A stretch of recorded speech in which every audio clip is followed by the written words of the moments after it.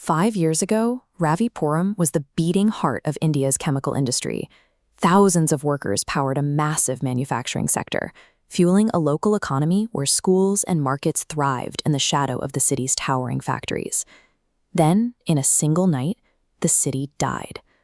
The official government explanation pointed to a catastrophic toxic gas leak at a central facility.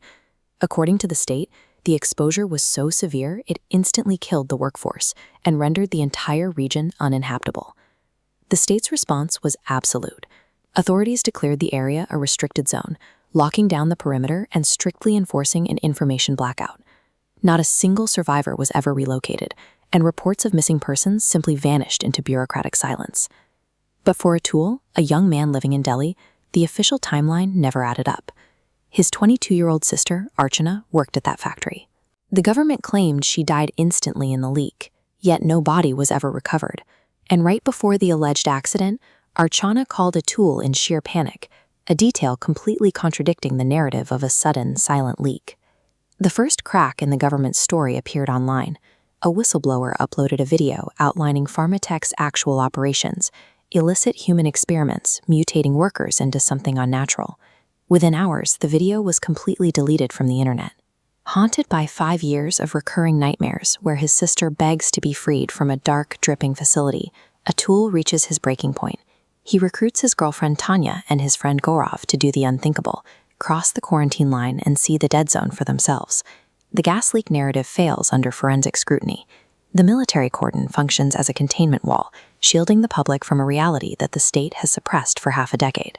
This map shows how tightly the state controlled access to Ravipuram. To get inside, the trio had to abandon their car at the perimeter, bypassing the heavily fortified military checkpoints on the main roads. Instead, they navigated through a dense, silent forest, hiking for hours to slip under the radar. Inside the city limits, the physical evidence challenged the idea of an organized evacuation. Clothes still hung on drying lines, and rotting food sat untouched on dining tables. The people of Ravipuram did not pack up and leave. Life here stopped in the middle of a sentence. The dead silence of the town broke when they entered an abandoned house. A violent, shrieking attack from the shadows proved instantly that they were not dealing with residual toxic gas. The attacker was a reanimated human corpse. Its skin was decayed, its eyes burned with a strange red light, and it moved with a violent, unnatural strength, completely detached from normal human limits. The creature overpowered them in seconds, sinking its teeth into Tanya's neck.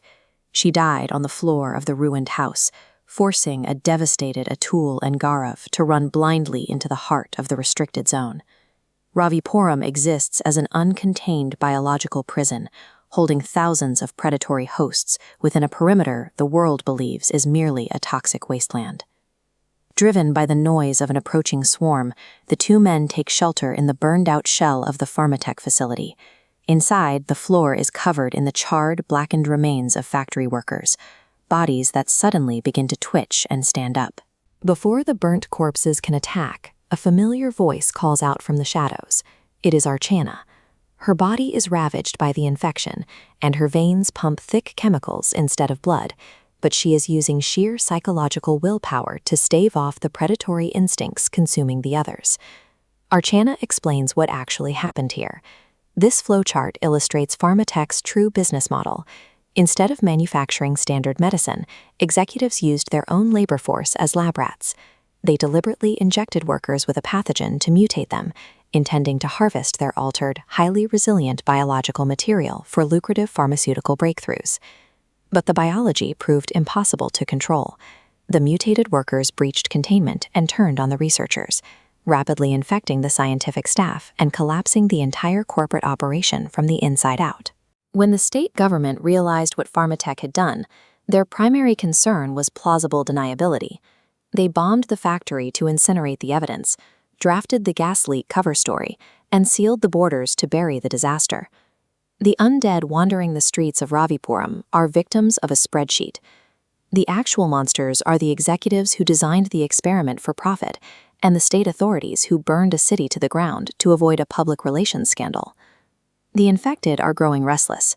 If these creatures breach the tree line and bypass the military checkpoints, the localized infection will accelerate into an uncontrollable global contagion. Archana reveals a single failsafe. Deep inside the factory's basement, Pharmatech stored a highly volatile chemical gas capsule, specifically engineered to note the infected biology upon exposure. Raghav, the former factory owner, exists as an apex host, possessing an unnatural predatory intelligence that survives even as the infection ravages his physical form. In the dark confines of the basement, Raghav anticipates their arrival. He lunges at them, sinking his teeth into Gaurav. Knowing he is already dead, Gaurav sacrifices himself, buying Atul exactly enough seconds to sprint across the room and snatch the heavy gas capsule off the table. Atul tears up the stairs to the factory courtyard, only to find the noise has drawn the entire swarm. He is completely surrounded. Pushing to the front of the mob are Tanya and Gaurav, their faces twisted and eyes glowing red, fully turned by the infection. Atul holds the physical proof of the government's crime in his hands. If he tries to escape to expose the truth, the swarm will overrun him and spill into the rest of the world. To neutralize the threat, he has to detonate the capsule, meaning he must incinerate the evidence and everyone he loves, himself. Standing at the edge of the courtyard, Archana looks at her brother and tells him to finish it. With tears in his eyes, Atul throws the heavy glass container onto the concrete.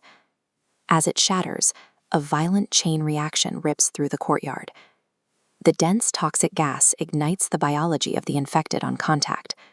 The chemical fire instantly consumes Tanya, Gaurav, Archana, and the remaining workers, turning the entire Pharmatech facility into a massive funeral pyre that erases every physical trace of the experiment.